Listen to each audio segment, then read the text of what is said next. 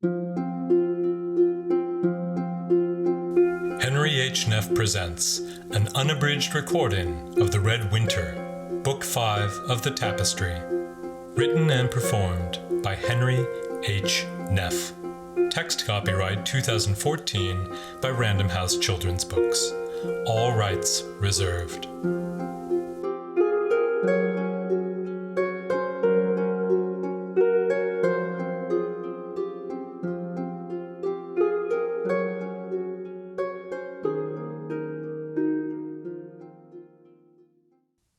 Chapter 4. Devils You Know. Cooper remained eerily calm. Taking a sip of ale, the agent spoke in a casual, conversational tone. "Max and Scartha, get in the hovel and fetch Orm and Hyde. Don't act like anything's amiss. I'll meet you by the basement stairs. Are you armed?" "Always," said Scartha. Cooper nodded. "Good. They might be in the hovel." Max's fingers twitched. Shock was swiftly giving way to anger. "I'm not running. I can end this right now. I want to." The agent set his mug on a waiter's tray. "You stay. This party might turn right ugly. Collateral damage, hostages, you name it." Scartha tugged at Max's elbow. "Cooper's right. We have to draw them away." The two wove through the revelers. Max tried to appear calm, but his hands were shaking. The Atropos had not merely marked him for death, they had hired his clones to do the deed. The last time Max had seen the pair, David Menlo had buried them beneath half a ruined castle. Apparently, it had not been enough. Were they both here? He couldn't be certain. Only one of the clones could be mistaken for Max's twin. The other looked barely human. As they neared the hovel, he registered every face, every conversation, every shadow for any hint of their presence. Stepping in front of Max, Scartha entered the hovel first. A blade slipped from her sleeve into her hand as she took 3 swift steps into the kitchen, poked her head into the dining room, and scanned the downstairs hallway. Shutting the door behind them, Max followed her swiftly up the staircase. In the attic, Knox was still dozing on Max's bedroll. She mewed irritably as Max plucked her up by the ruff. "Not now," he muttered, setting her atop the clothes in his pack.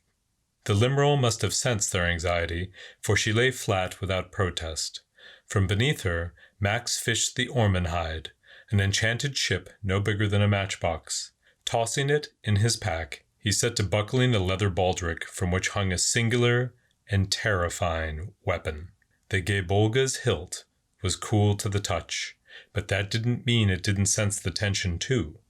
At the moment, the weapon was a short sword, a dark blade some 18 inches long with whorls like Damascus steel.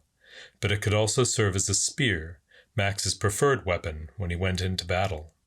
The Gaybolga didn't care which form it took, so long as there was blood to spill. The weapon was an extension of the Morion, a terrifying entity that prowled and feasted at the world's battlefields. Even Max was frightened of the weapon's power.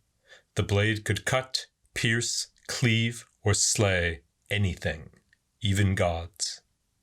The Gaybolga had failed him only once. On that occasion it had grown heavy and cold, as though reluctant to harm the enemies he had been fighting.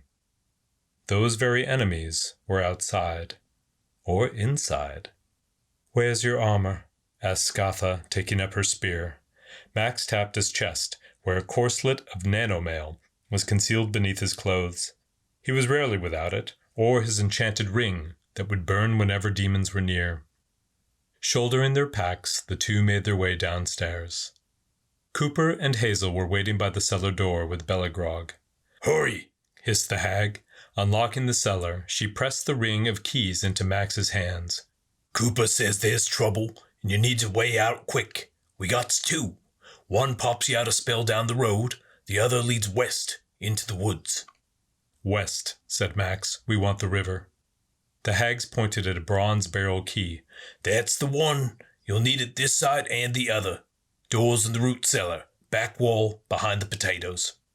"How long's the tunnel?" asked Scartha. 1/4 mile, maybe more."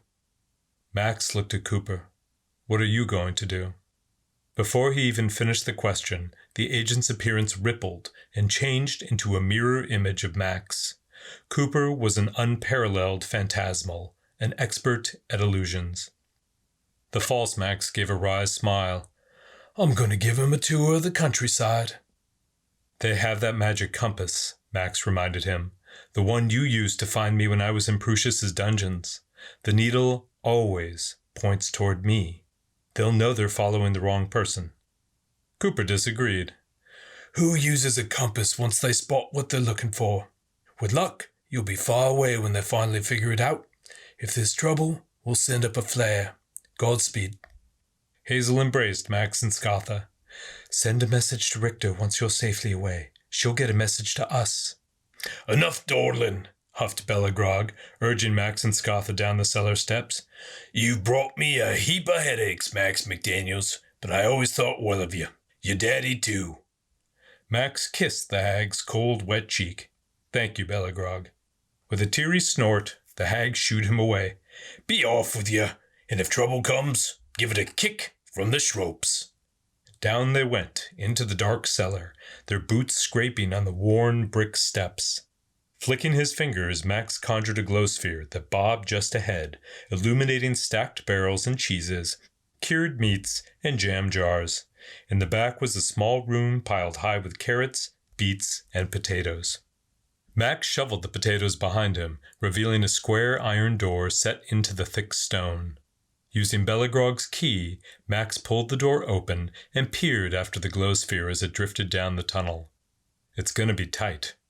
The two crawled swiftly, shuffling ahead on knees and elbows. In some places they could crouch, in others they had to squeeze past tree roots that had broken through the surrounding brick. Max's face was slick with sweat. Within his pack, Knox mewled. Almost there, he grunted. They wound left for some ways before the glow sphere revealed a straightaway. Here the tunnel widened and began to slope upward. Max could see chests and barrels, emergency supplies, stacked on either end of another iron door. He hurried toward it. Wait, hissed Scatha as Max fit the key into the lock. If they didn't follow Cooper, they could be outside. Let me go first. Shaking his head, Max drew the gate bolga. It hummed as it left the scabbard, its handle warm as blood. Unlocking the door, Max pushed. The ancient hinges groaned as they gave way, spilling pebbles and mud into the tunnel. Gripping the blade, Max stepped out from a hillside into a dark glade. The woods were almost silent. This was odd. While they'd gone some distance, the party at Schroep Hovel had been in full swing. Surely they should hear some distant music or laughter. But they did not. The festivities at Schroep Hovel had evidently stopped. The air was clear and shockingly cold. Drizzle had given way to tiny snowflakes that twirled and floated like ash from a forest fire. Indeed, the sky looked as though a great fire were raging somewhere far off. The sun should have set long ago, but the night remained a dull, lifeless red. Emerging from the tunnel, Scatha took one glance at the sky and made a sign against evil. The devil walks abroad. Max locked the tunnel door. Devils we know. Come on, the river shouldn't be far. The sky's unusual furnace-like glow was unsettling, but it also lit their path. The pair ran swift as deer through the woods. Their footfalls made no sound. No birds cried out at their passing. They were two shadows racing against the wind.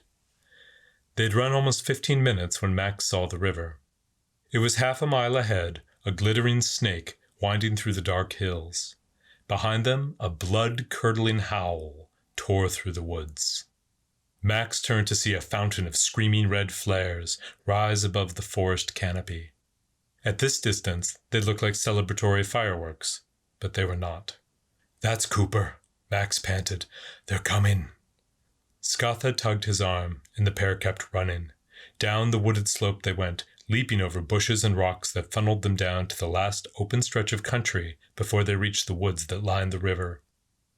Knox yelped as Max took the final leap over the misty riverbank. He landed with a splash in the shallows, sure-footed on the stones and silt.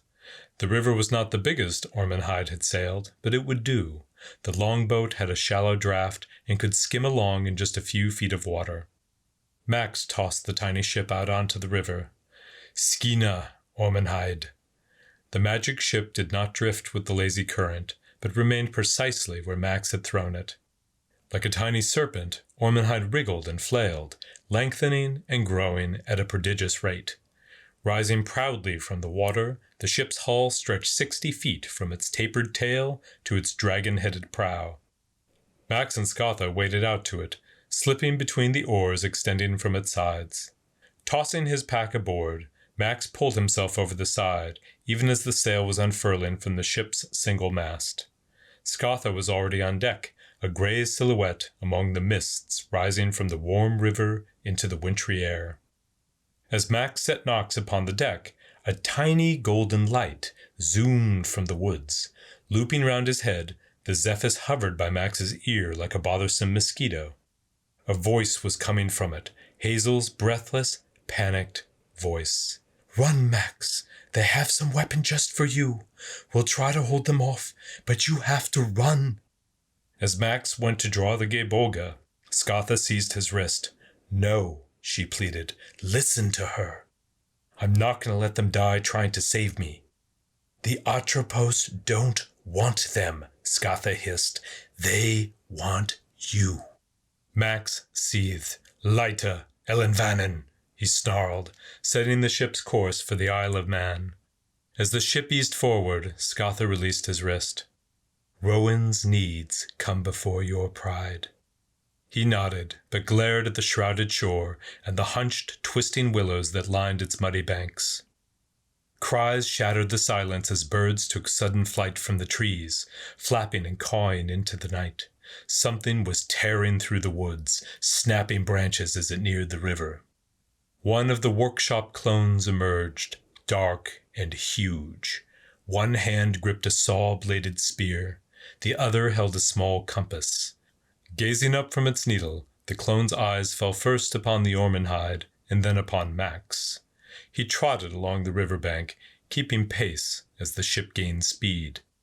"Was that your friend back there?" he called. "He was good. Not a whimper when Omega caught him." Max said nothing. A grin spread across the clone's handsome features. He beckoned. "Come ashore, brother. I won't make you suffer. I'll even console the girl." A blur slammed into the clone's back, knocking him off the bank. He fell into the river, entangled with something ferocious. Cooper's pale, bloodied face emerged from the water.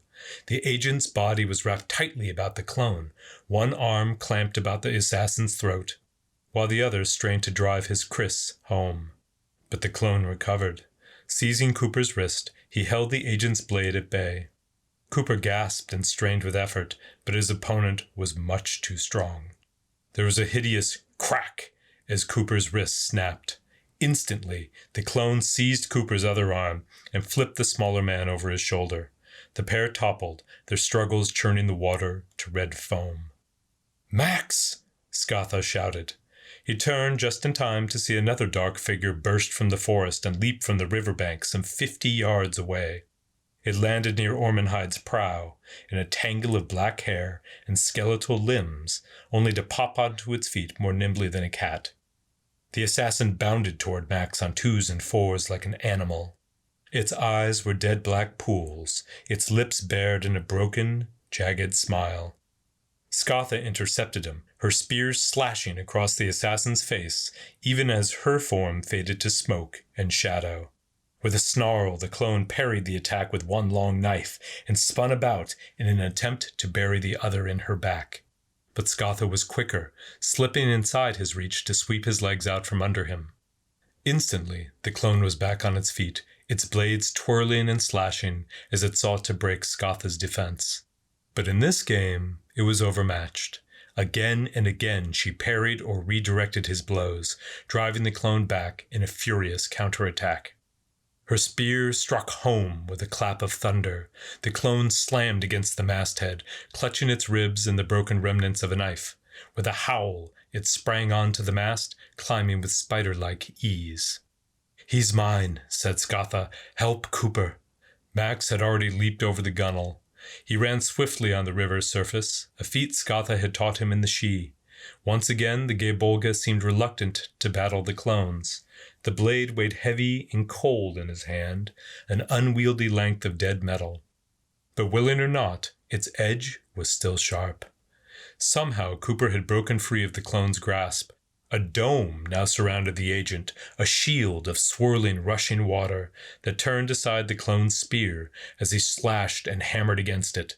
Cursing with rage, the clone forced his hand through the churning barrier and grasped at the hazy figure within. Checkmate, thought Max. Cooper popped up behind the clone, even as it realized the hazy figure was an illusion. In a blur, the agent drove his Chris's point toward the assassin's throat. The clone moved so fast, it seemed the time skipped a beat. Cooper's blade never struck home. Catching his opponent's other wrist, the clone snapped it like a dry twig. With a howl, he seized the agent by the throat and lifted him off his feet. The water shield disappeared, sinking back into the river as Cooper's body went limp. The clone was throttling him like a terrier might shake a rat. Max would never reach him in time. No! As the cry sounded, invisible hands yanked Cooper out of the assassin's grasp. The cry had not come from Max, but from Hazel. The teacher stood on the riverbank, muddied and sobbing with rage. Behind her, whole trees were uprooting, their trunks twisting and cracking as they surged up and out of the soil. As her husband's body floated toward the bank, her face twisted in a scream.